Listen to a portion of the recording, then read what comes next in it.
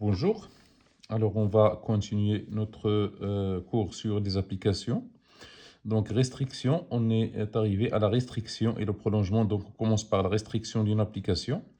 Donc soit f, une application définie de E, donc de E vers F. F, c'est une application définie de E dans F. Et A, une partie de E. Donc A, c'est une partie de E.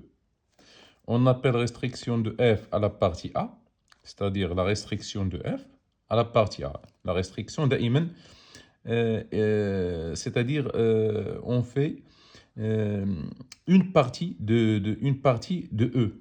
C'est-à-dire on définit l'application sur une partie de E seulement. L'application G, donc on appelle la restriction F à la partie A. L'application, c'est une application G définie par G de A dans F. Donc ici, F, elle est définie de E dans F, mais G, elle est définie de A dans F, qui a X, fait associer F de X, et non pas G de X.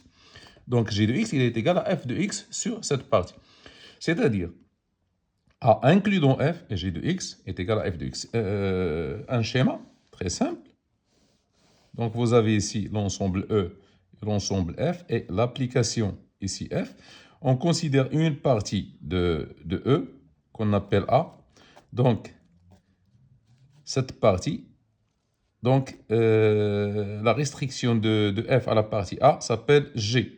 Donc, toujours F de X est égal à, toujours F de, donc ici, tout élément de A, leur image par G, par la fonction G, c'est la même que celle par F.